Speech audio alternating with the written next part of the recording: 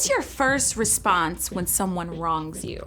Do you shout out whatever pops in your head? Hey, look where you're going! Or maybe you keep your mouth shut and just give them a glare that could wilt daisies. You might even spend your afternoon thinking up creative ways to get back at them. I could totally empty the ketchup bottle and put in hot sauce, and they'll totally burn their mouth when they eat a burger. Yeah. When you get hurt, it's really easy to hold on to the pain, sometimes for days or months or even years. You just want to see them pay for what they did. But it's like allowing a bad seed to take root. And if you don't dig out the hurt, it can turn into deeply rooted bitterness. Trouble is, holding on to pain doesn't hurt them. It hurts you. That's where forgiveness comes in. Forgiveness is deciding that someone who has wronged you doesn't have to pay. It is not saying that what that person did is okay, but it says that you're giving payback to God. Forgiveness is a decision and also a process. Sometimes you have to give the situation back to God over and over. But when you trust God for strength to forgive and root out bitterness, you make room for beautiful things to grow. Things like peace, joy, and compassion. And the very first step, ask God to wipe away the wrong things you've done. God will always forgive. Then you can pass that same forgiveness on to those around you. That's why forgiveness is an amazing way to worship God with your life. Because worship is about more than just singing loud.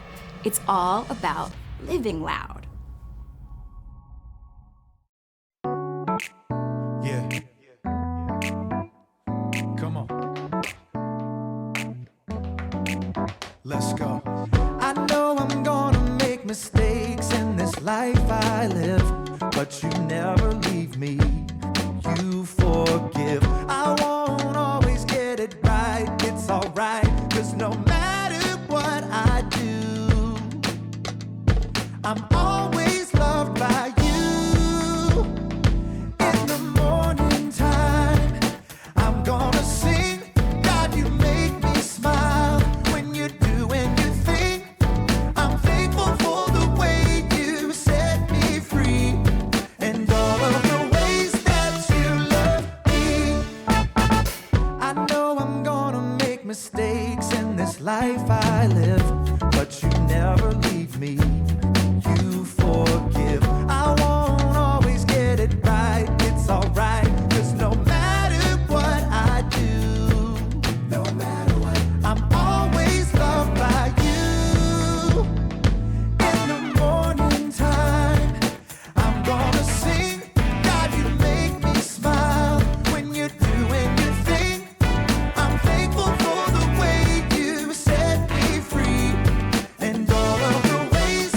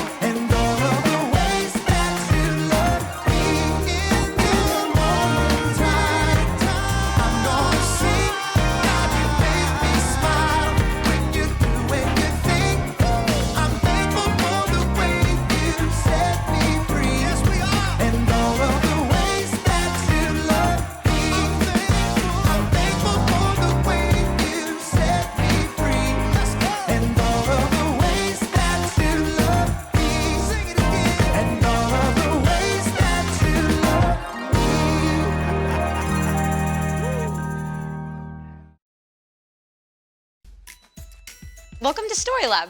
This week, we're talking about forgiveness. Well, we take a look at the story of someone who knew just where to go with her messy life.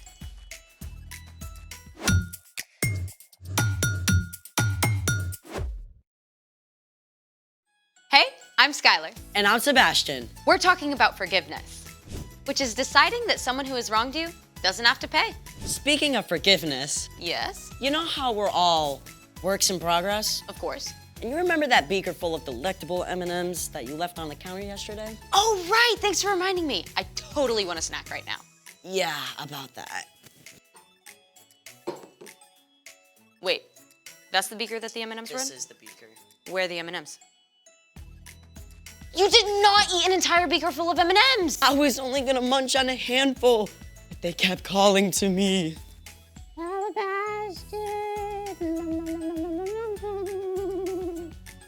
I cannot believe you ate all of my M&Ms.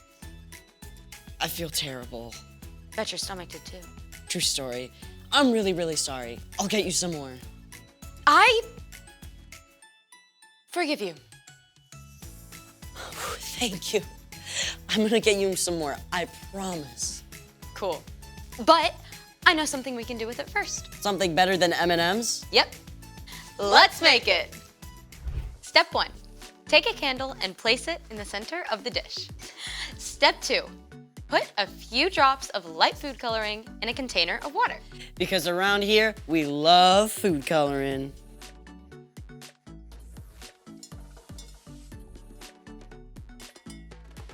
Then, pour the water in a shallow glass dish until it just covers the bottom.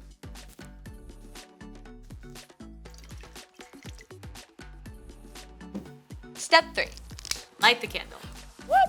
Grown-up alert, grown-up alert. Yes, make sure you have a grown-up present. Or you may accidentally do something that requires a lot of forgiveness. That was a little dramatic. Yeah. Step 4. Cover the candle with a glass beaker. A conveniently empty glass beaker. Then the final step is you're going to put a few drops of dark food coloring around the rim.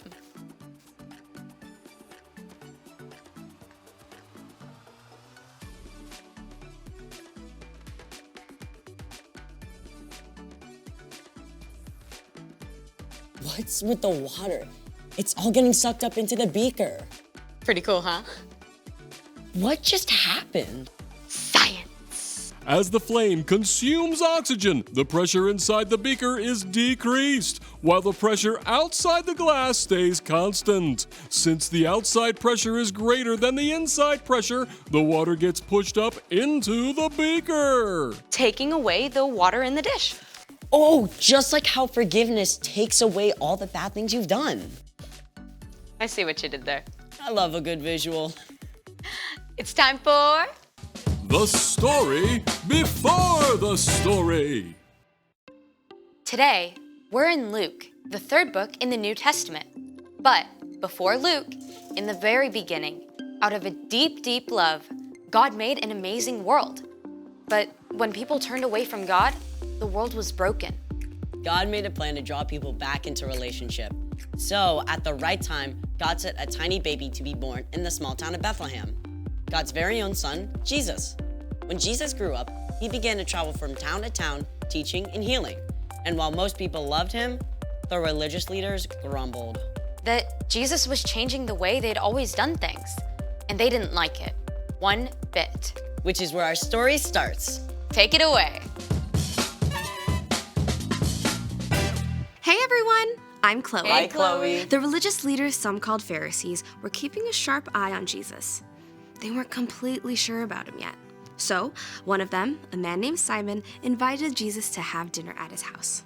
But even though Simon gave Jesus the honor of inviting him for dinner, Simon left out something important. See, at this time, everyone wore sandals, no socks. And when they walked the city streets, they got whatever was on those streets all over their feet. Use your imagination. Ugh. So, usually when a guest came to your house, servants would wash their feet right away. As a sign of honor, you might give them a kiss and anoint their head with oil. But Simon didn't do any of this for Jesus. And someone noticed. A woman from town had heard Jesus was going to be at Simon's home. She lived a difficult life and done many wrong things, but she knew that Jesus' love and mercy were greater than her sins.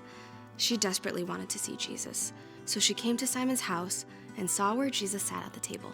Now, you've got to understand something about how people sat to eat at this time. Tables were low down, so you actually sat on the floor. In fact, you might even lie down on your side with your head over here by the table and your feet back over here behind you. The woman had bought an expensive container of perfume to pour on Jesus' feet as a sign of love and honor. She must have thought it was terrible that no one had offered to wash his feet and wanted to do it herself. But she didn't have water or a towel. So this woman actually used her own tears to wash Jesus' feet and wipe them with her hair. It seems strange to us, but it was an incredible sign of this woman's love and devotion. After washing Jesus' feet, the woman kissed them. Then she took the perfume she'd bought and poured it out over them. As the strong, sweet smell of perfume filled the room, Simon and the other guests watched the woman. They were shocked by what she was doing. Simon said to himself, "If this man were a prophet, he would know who was touching him. He would know what kind of woman she is. She is a sinner." Simon thought this inside his own head, but Jesus knew exactly what Simon was thinking. So he told a story to help Simon understand. Simon, I have something to tell you. Tell me, teacher. 2 people owed money to a certain lender. One owed him 500 silver coins. The other owed him 50 silver coins. Neither of them had the money to pay him back, so the lender let them go without paying. Which of them will love him more? The room was so quiet, you could hear a pin drop. At last, Simon spoke. I suppose the one who owed him the most money. You are right. Do you see this woman? I came into your house. You did not give me any water to wash my feet, but she wet my feet with her tears and wiped them with her hair. You did not give me a kiss, but this woman has not stopped kissing my feet since I came in.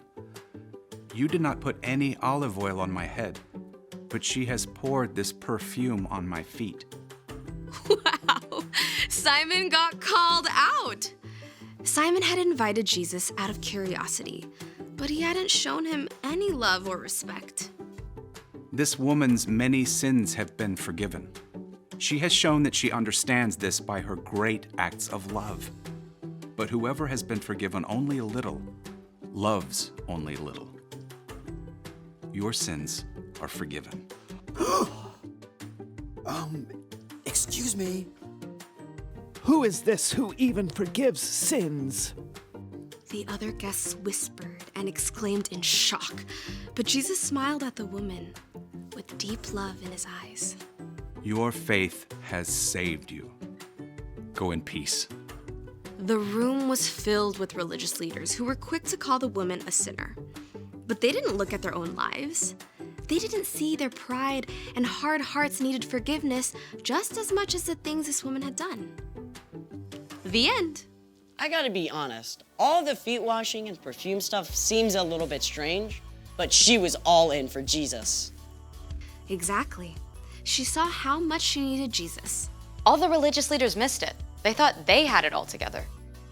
They didn't think they needed Jesus or his forgiveness. So, what's our part in this story? Jesus made it clear.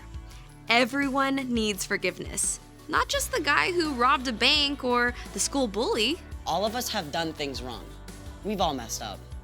And those wrong things, big and small, have broken our relationship with God. They make us feel far away from God. We all need forgiveness.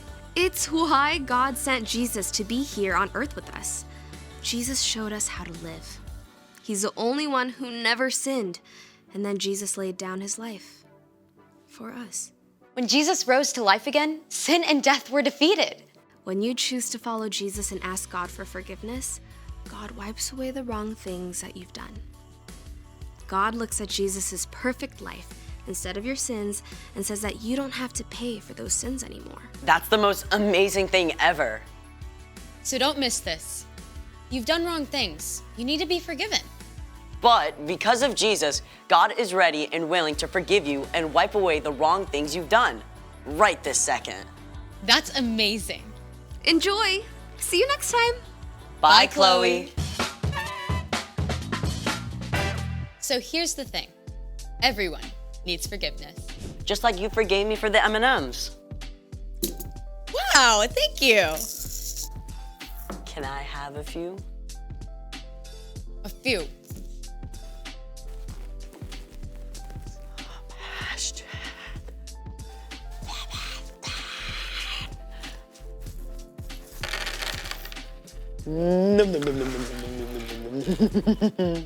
Okay. Thanks for joining us in the Story Lab. See you next time.